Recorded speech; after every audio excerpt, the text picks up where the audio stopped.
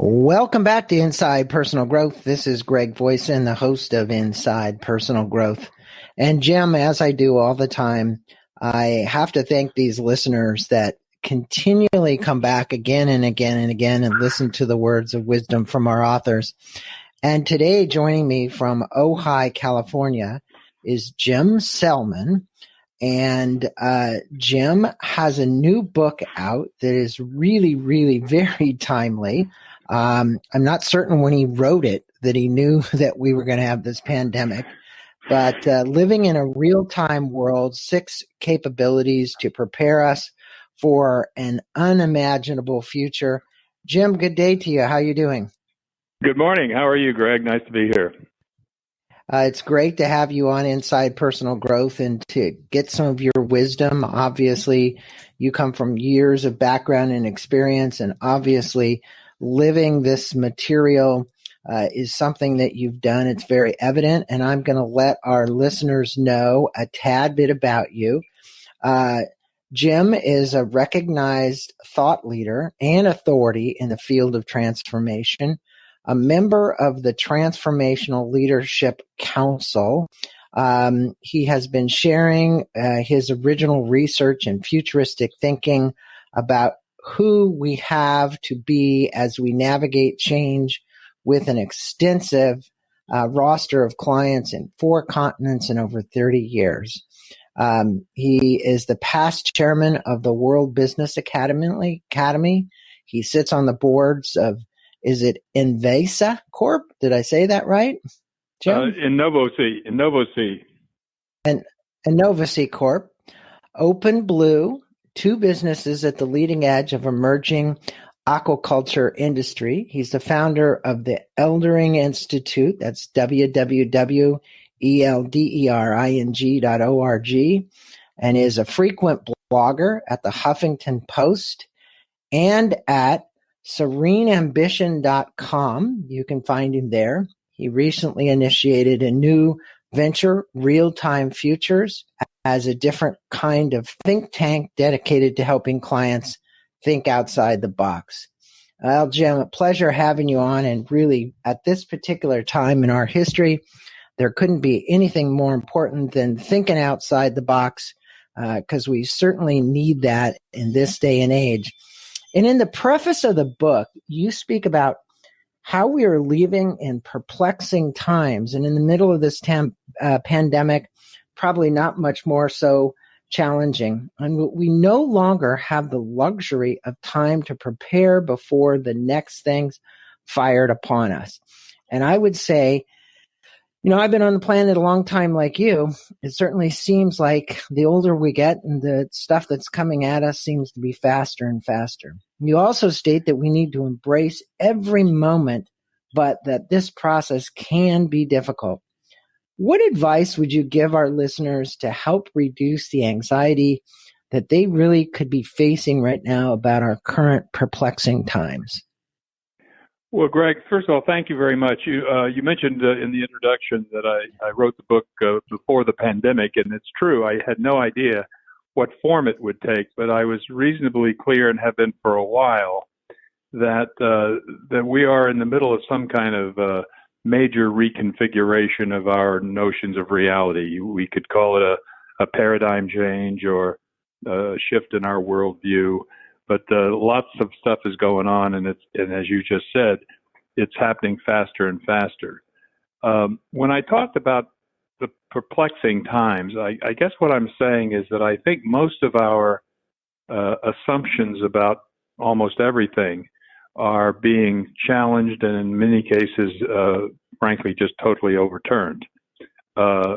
Things that we took for granted before, things that we even have thought of as common sense, are no longer necessarily serving us. And as a consequence, we're having to rethink how we think. For example, I usually begin some of my workshops by saying, what would you be committed to if you weren't limited by what you think limits you? And I think that statement pretty well captures the essence of what I mean by perplexing times. Do we really have a choice about the future? Do we really do we know how to learn about learning? Is knowledge really what we thought it was for most of the last few centuries? Because all of this insight into ourselves and into our relationship with life and the world is now sort of emerging and being explored as we speak. Yeah, it certainly is. As you watch just whatever media you watch, I don't care which one, I'm not trying to be political here, or you see what's going in times, we're hearing a lot of conflicting reports, not only about the virus, but our economy, where it's going. Steve Mnuchin coming on almost every morning on a program and speaking about it. And it gives us good leaders really need to have not only this level of certainty within themselves as they speak, but to do it with honesty and integrity. And I think that's really important. And you mentioned that at a deeper level, we have some profound blind spots and touch questions that we need to contemplate. What are those questions you believe we should be trying to answer at this particular time, whatever they might be? Because there's a lot of deep questions we can ponder about life, death, our existence on this planet. What are a few of them that you're thinking about right now as a thought leader? Well, it's interesting, Greg. Sometimes people think that I'm a bit too philosophical. On the other hand, I'm a fan of the notion that we live our philosophy whether we think philosophically or not. That our philosophies of life and our philosophies are pretty much a product of questions that human beings have been asking maybe since the beginning. There are variations of who are we, what's happening in the world, what's possible, et cetera, et cetera. And I think these questions are the answers to these questions are a lot less important, I think, than the questions themselves, because the questions tend to pull us out of our ego. They tend to pull us out of our historical way of thinking, and they open up new horizons and new relationships with life and the world. So when I ask the question, for example, what would you be committed to if you weren't limited by what you think limits you? Most people don't walk around thinking about their limitations. Their limitations pretty much define what they think. And as a consequence, by just asking that question, people say, aha, my assumption is that I can't do something. Where did that assumption come from? And is it possible? Right. Is it possible? Now, one of the things that I talk about in the book, and I also use in my own work, is the insight that possibilities do not exist in reality. By definition, a possibility is not real. If you could prove a possibility, it would be an example. So consequently, I'm generally helping people rethink how they think so that they have more possibilities in their world. And if they have more possibilities, then they have more choices. So my general orientation, both in the book and in my work, is really to ask people to consider and take a point of view, not whether it's true or false, but is there more possibility looking at the world one way than looking at the world another way, which is really the essence of the book. Wouldn't you say that, I know in the book Sapiens, which I'm pretty certain you've probably read, absolutely, he refers to it as our shared imagination. It's our collective shared imagination. And the world really is. I mean, you think about our economy, the stock market, the whatever. What makes a price of one share of stock go up and another go down? And again, it's the whole concept of this being made up. I'm sure it's pretty hard for people to get their hands around. Is there some way you could put this in context, this whole shared imagination thing? Because if that's the case, then anything that we can imagine we can create. And you see it happening. I mean, we're coming into the air with Uber is testing flying cars, right? There's all kinds of examples, the robots, everything that we've got going on these days. In the way of innovation and technology, the speed at which computers are moving these days, the tracking that Google and Apple is going to be doing with everybody, right? We're going to see that on our cell phone. What would you tell people who are kind of out there, they're maybe a little bit lost right now, and they're saying, wow, if this is a shared imagination, I have a hard time getting my head around. Well, I think, first of all, I have an enormous amount of compassion and appreciation for how difficult living can be sometimes these days.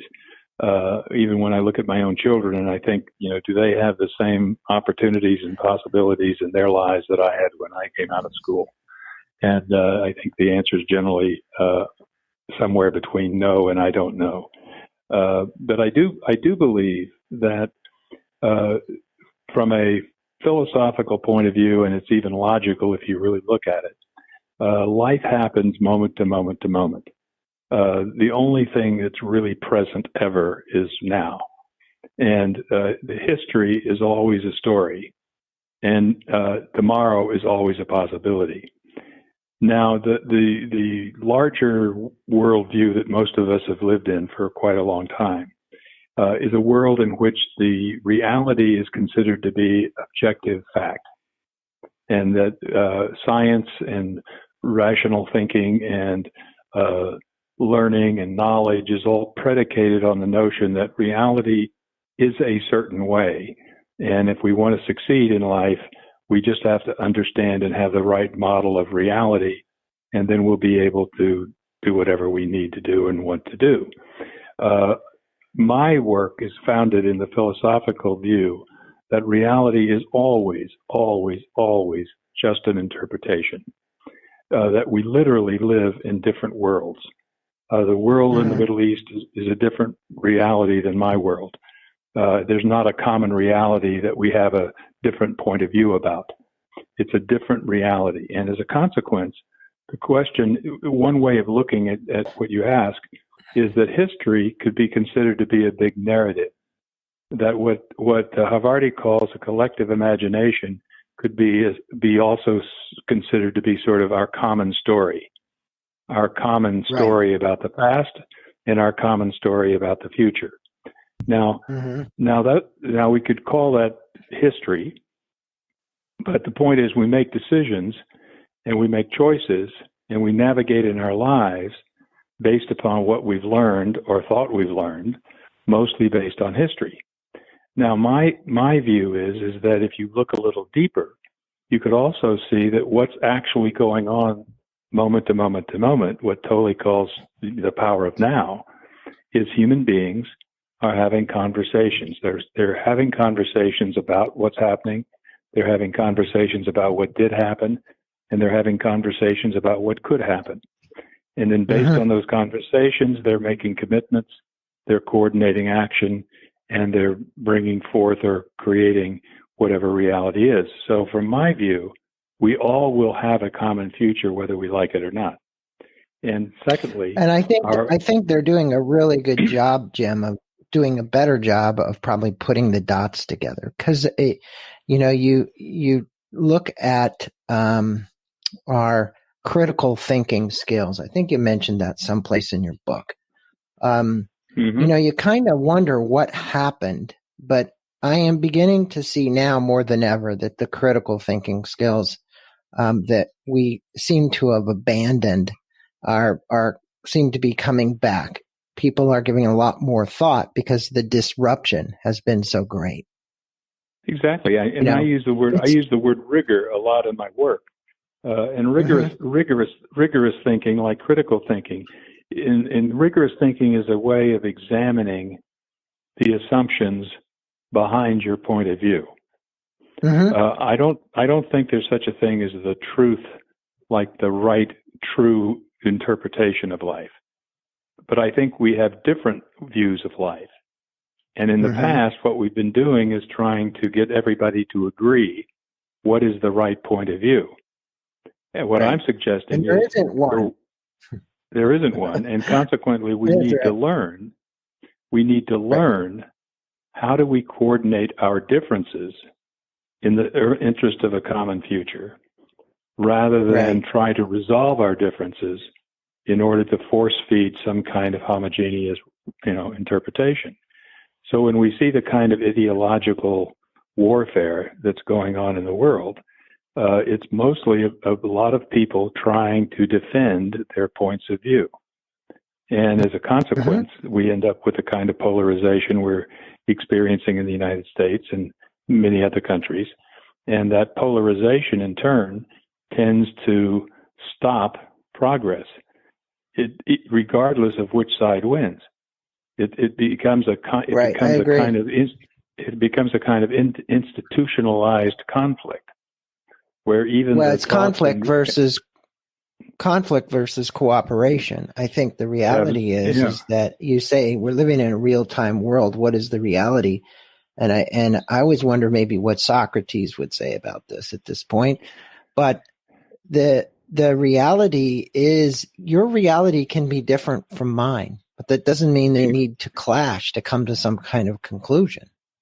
That's right. Or even if they clash, if we recognize that neither one is the truth, then we can say our choice is we are going to create a future in which we are permanently, polarized, or we're going to create a future that's where we have a different set of moves and choices available to us. Again, I think the idea here is that most people, because of this historical objectification of reality, don't see that they actually have a choice about what they're doing. They always justify their choices. Right. Well, go ahead. No. Well, religion has done. I say religion has done a great job of bifurcating people for some time, right? So it's about our beliefs. You're going to go down a belief, and this is mine, and I have it, and it's it doesn't matter if it's Christians or it's Jews or it's Hindu, or it doesn't matter. We've seen more fighting over that than anything, because it's a very strong belief that people have close to them. But you state in the book that this accelerating rate of change means that the gap between our past and our future is becoming smaller and smaller. And I agree with that. That the consequences of this gap disappearing is that we no longer have the time to deal with the problems like we used to. What choices do you believe we need to make or alter the course of our future of the earth as we know it? You outlined 7 of them in the book that I remember, and it might be a great place to kind of comment on those, Jim, because people would want to know. Well, thanks. I think that the idea I have of a real-time world, Greg, is it's accelerating change, which I think most people recognize, but it also has at least three other characteristics. One is unpredictability. I don't know very many of my clients, who are mostly executives, who expect or trust their predictions beyond a very short time frame. So unpredictability, accelerating change, and then you add to that the overwhelming complexity that you start pulling on almost any string these days, you're going to end up with a very large ball of yarn. The other thing is that we don't really have much, if any, control over what's happening. And I think this is the source of a lot of the anxiety that you mentioned earlier. Now, the point here is the world will be what it is. I don't know whether it's going to be utopian or whether it's going to be dystopian or somewhere in between. I'm pretty committed to the idea that none of us have the vaguest idea what the world is going to look like in the not too distant future, say 10, 15 years. I mean, anybody can speculate, but I don't think anybody has the vaguest idea what it's going to look like, any more than anybody could have predicted what the world would look like in April of 2020 in late 2019. I published this book in November, and I had no idea about the pandemic coming. But this is the reality we're in now, this day, is the unimagined future from a couple of months ago. So this is what an unimaginable future looks like. Who could have imagined that the entire world economy would basically halt? That 2/3 of the airlines would be on the ground. That millions and millions and millions of people would be unemployed. Et cetera, et cetera, et cetera. And I think this is just the first of a series of disruptions. So if you're in that space, the first thing to do is to stop and reflect that if you accept the premise that we are now living in a different world than we were living in a year ago or 10 years ago, it is not the same. Then we need to say we need to begin to question a lot of things that we typically took for granted. For example, is it possible to have a breakthrough here? Could we benefit from this in powerful ways? Could we perhaps in many cases restart our lives over again? Or do we really, in fact, all of my questions really come down to, do we really have a choice about how our life goes? I use the metaphor, Greg, the Star Trek Enterprise, to kind of capture this idea of a real-time world. I suggest that, as the slogan goes, we're going where no one has ever gone before, and we don't have maps to guide us. In the past, it's uncharted territory. Yeah, in a period of slow change, where change takes decades, then you can rely on the past to tell you what to do in the future. You can learn from your parents. You can learn from recipes. You have the leisure to have debates and think about it and reflect on it and so forth. But if life is coming at us, what or take a guess at called point blank, if life is fired at us point blank, day to day, minute to minute, then we don't have that luxury, as you mentioned earlier, to ponder our thinking. We have to be in action all of the time, just like on the Star Trek Enterprise. And as a consequence, we need to develop relationships that we can count on to help navigate. Basically, the navigation in the future is going to be, and it's always been this way to some degree, a function of what are we committed to. Not that if you start with what you said earlier about anything is possible, or most anything is possible, then the question is, what future are you committed to in your personal life, in your community, in your country, in your nation, and in the world? And are your actions today consistent with that commitment, that vision? I have the notion, Greg, that but it like you said, Jim, it seems to be shaking out in real time, and I want to go back to that because you can have this vision. You just said, like Star Trek, we're going to dimensions we've never been before, and we are.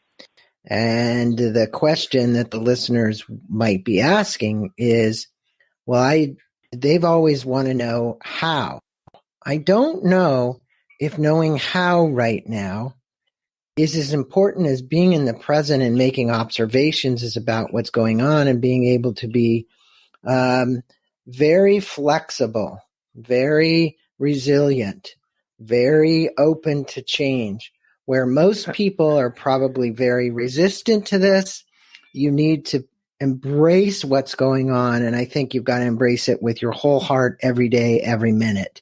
That's exactly. And you talk about this distinction between clarity and certainty in the book. And I think it was really a good point. I want to make sure we cover this.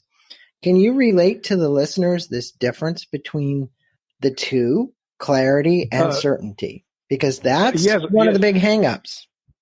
No, absolutely, and I'll answer that, and then I want to go back to the earlier conversation for just a second. But the primary thing is that most people are looking for certainty.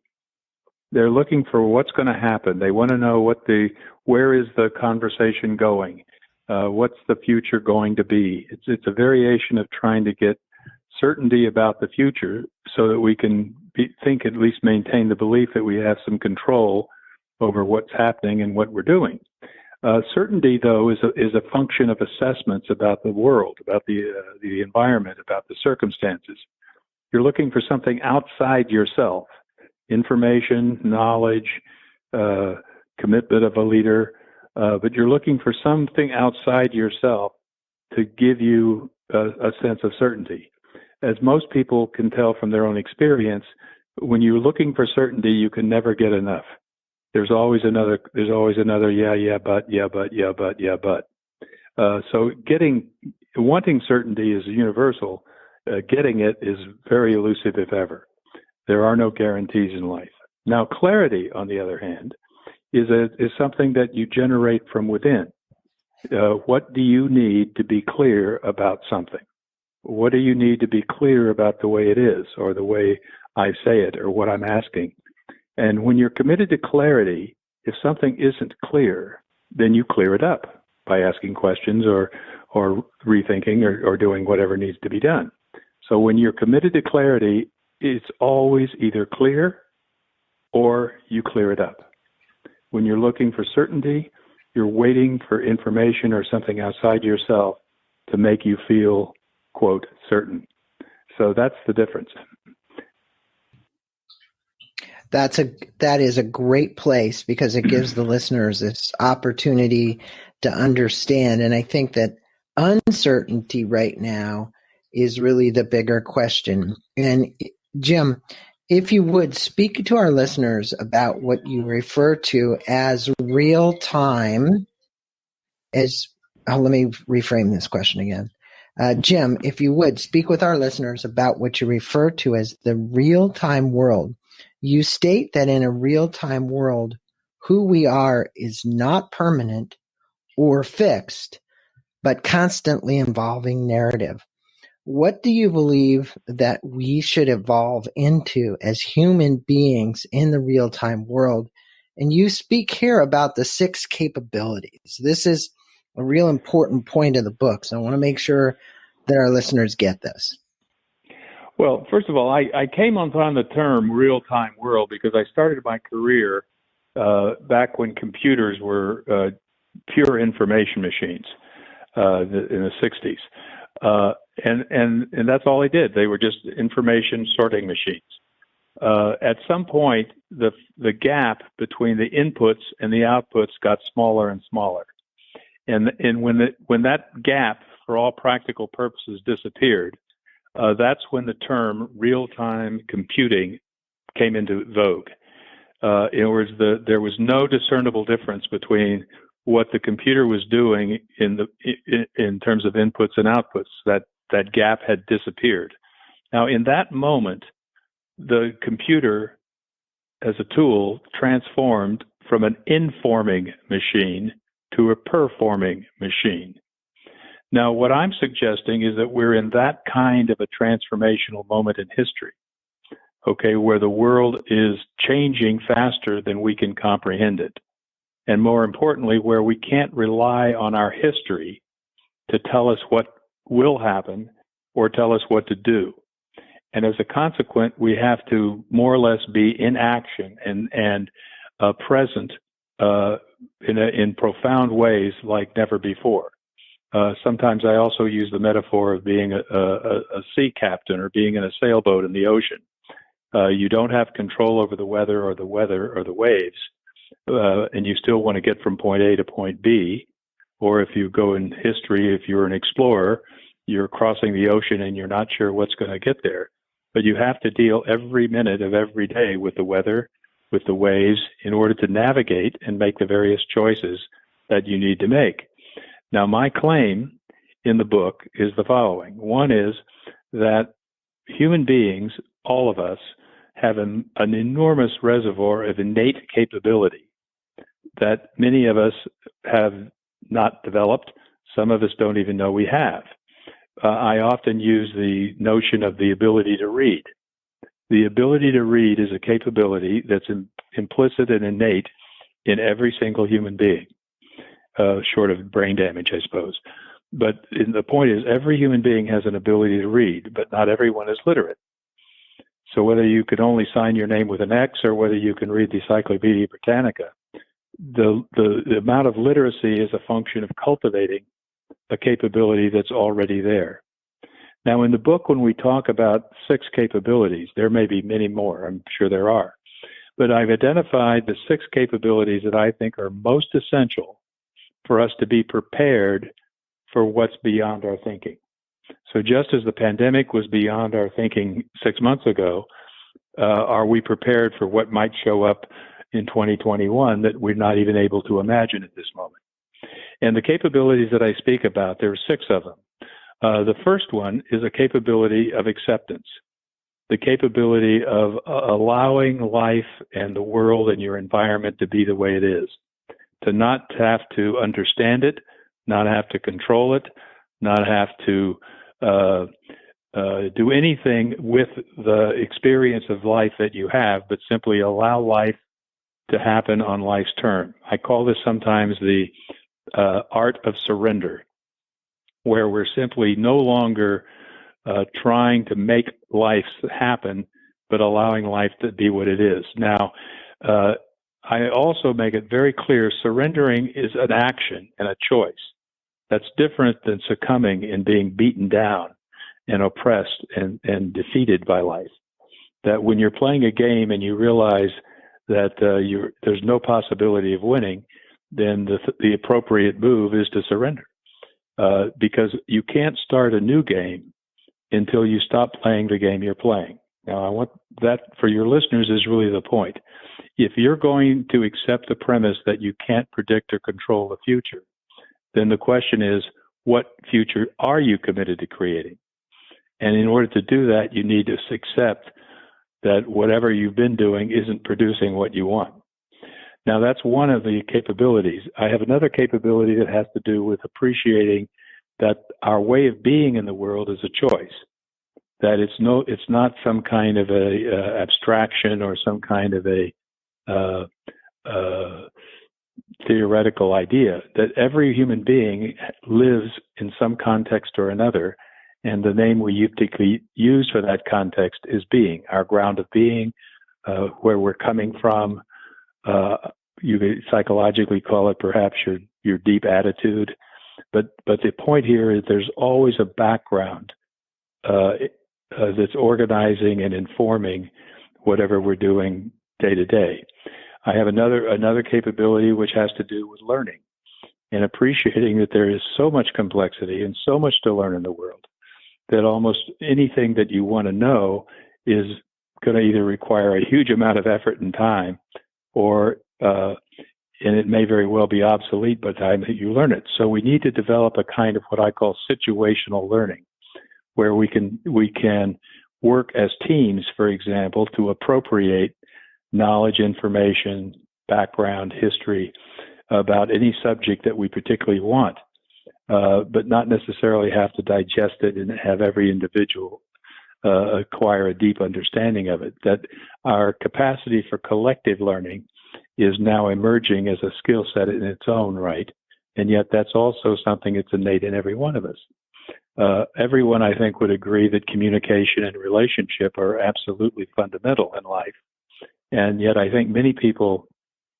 don't appreciate that relationship is a competency.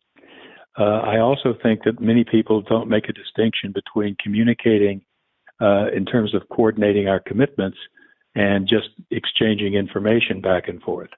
So I open up that in the book as well.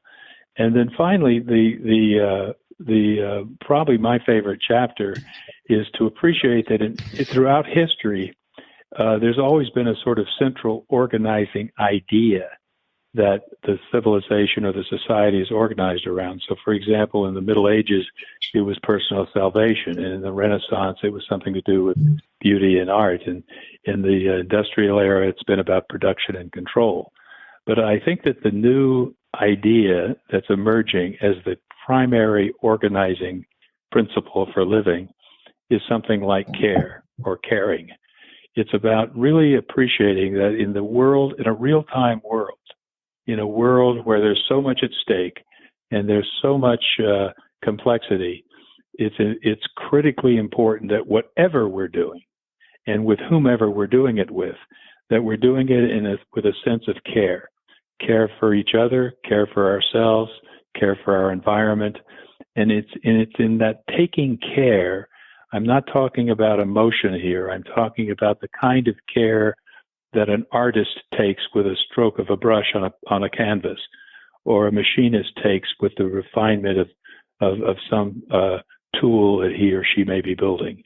And it's that taking care of with the kind of human attention to detail and the sensitivity and sensibilities for one's medium in which they're living, that really begins to, I think, unite us, and perhaps has always united us.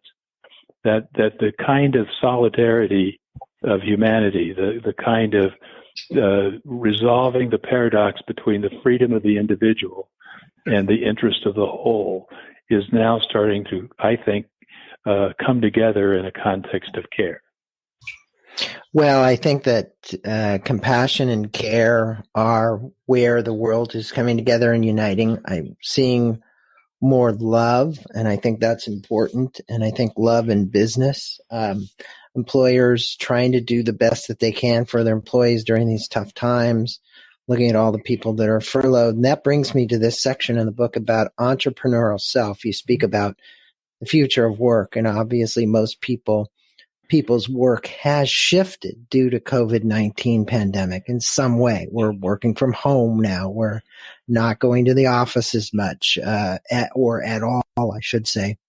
What advice would you give our listeners about what you refer to as this future of work? Because you talk about going to unknown places. I think we're starting to see this new shift in the way in which we'll work. Well, if you, with the caveat that I said earlier, I don't think anybody has any idea what the future is going to look like, myself included.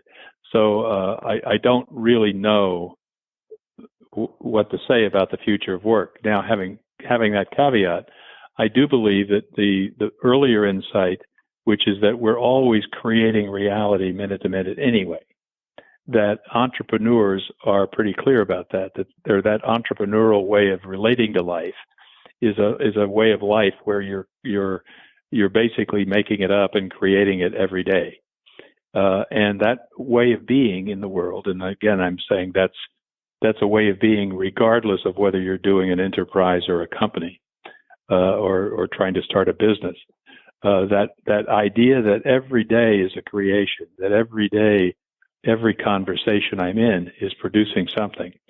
That way of being suggests that the future of work as a means of livelihood and living is going to take a kind of paradoxical turn. It's going to take more and more empowerment of the individual. We're seeing a lot of this now today with the quote gig economy. And I think you're going to see much more personal ownership and responsibility emerging from people who are making a living. I think the idea that a company has a job that I'm going to fill is beginning to break down. I think the concept of a job where the corporate entity is the owner of the work and that you are being paid to do their work is also dissolving. So I think it's becoming much more about the personal individual in life and what do you have to offer. So the question everybody should be asking is, what is my offer in the world? Not what kind of jobs are there for me to fill. If I'm clear what my offer is, then the next question I would be looking for is to whom am I making this offer? Who needs what I have to offer? And so I think you're going to see a lot more of that kind of individually motivated and driven kind of thinking, even when we're doing it within a corporate context. So I think, for example, recruiting is going to be totally different in the future because right now, recruiting is based on trying to make judgments of whether you fit a particular hole or job slot or predefined piece of work that I'm hiring someone to do. In the future, I think recruiting is going to be much more of a dialogue between people who are trying to get something done and people who have something to offer to help that happen. So rather than I have a job as a salesman. Would you fill that job or not? And do I think you have the background to do it? It'll turn much more in terms of, okay, I want 3 new customers. What do you got to say? And if you have an offer that'll help me get 3 more customers, then you're creating your own job. And you're coming into work owning the job. You're not trying to fulfill a procedure that was already predefined by some expert. Mm-hmm. So that's the kind of thing that I think is emerging. Oh, it certainly is. And I think that is a huge paradigm shift for people to get their head around. It doesn't matter what occupation you had or where you are, you're going to have to step up to the plate more now than ever and give more of your initiative to it, just like you said. And you mentioned that as we communicate in conversation, we're creating or recreating our relationship with the world. And in the book, RealTime World, authority has less and less power. We just were talking about that. There is little or no time for order giving and taking. We have to trust each other implicitly, you said. How do you envision our world, and how do we need to change the way we communicate with one another to be more inclusive and understanding of one another so that we can make this trajectory into the future or into places unknown easier for us to comprehend? Wow, that's a pretty huge question. I think a short way of orienting ourselves to that is that if you accept the premise that every conversation you have is going to produce some result, at work, at home, that there are no neutral conversations. Even if a conversation is caca and doesn't produce anything except maintain the status quo, that itself is a result. One of my bigger concerns is that there's too many people that are now talking about reality, having conversations about what's happening that isn't having any impact on what's happening. It's the difference between having a conversation about productivity and having a conversation that produces something. Now, what I suggest is that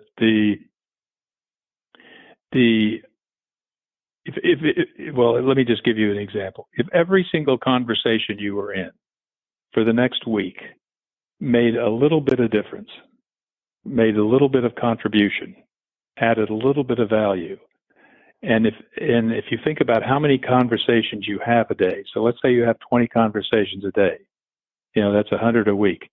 And if you have 100 or 140 a week, and if every one of those conversations move the needle just a little bit in the positive direction, and if the people you talk to, each of the conversations they had moved the needle a little bit, it doesn't take you very long to see the kind of exponential change that you could have. And it's that kind of change that could change the world. Margaret Mead once said, never underestimate the power of an individual to change the world. In fact, that's the only way it ever happens. So I'm suggesting that the medium by which this new reality unfolds, or the possibility of large-scale global transformation, is very real for me, and that's really what I'm trying to inspire in the book. Not giving people answers about the way it could be or should be, but to give people clarity that they actually have access to the actions that could make a difference. Oh, so important too, because you're actually asking them to ask questions. And I think as a podcast interviewer, one of the most important things I can do is ask profound questions of my authors and their work. And I think every day I get on and do a podcast, I learn more and more. And I think importantly, like you said, don't rush to what reality is. I think you have to take the facts in, you have to process them in whatever way you can, and then make those decisions knowing those decisions are right. That goes back to those critical thinking skills, because more than ever right now, I think people need to use those skills. And so how would you like to wrap this interview up? Go ahead. Go ahead. Just a quick thought. One of the big insights that the book is built on is the idea that the individual is only able to make a commitment. Commitments are only made by individuals. The idea we commit's not possible. You commit, I commit, and we can align our commitments.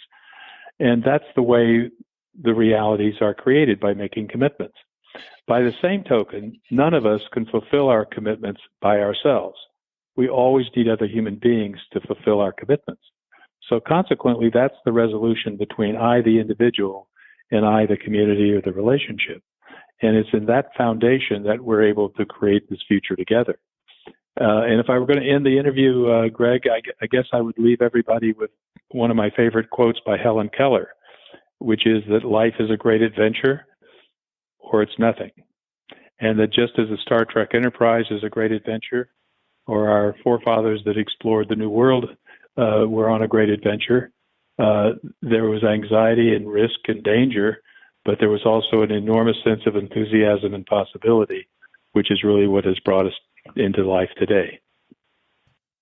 Well, you certainly give people an opportunity to embrace uncertainty with this, but you also give them, I want to call in some sense, a format, a context in which to do it in. So living in a real-time world, we've been on with Jim Selman. He's the author of the book, 6 Capabilities to Prepare Us for an Unimaginable Future.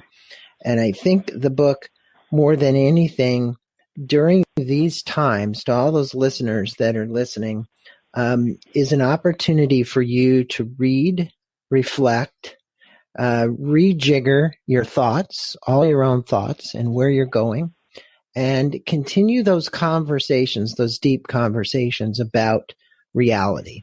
What is it really? As we said before, we talked about the book Sapiens and the fact that it's our collective imagination. And I think, what is the collective imagination and where are we going? And Jim, it's been a pleasure having you on the show, giving our listeners a little bit more thought-provoking questions about reality and about where this real-time world is going. And I appreciate you doing that. Thanks for being on. Well, it's certainly been my pleasure, Greg. Thank you so much.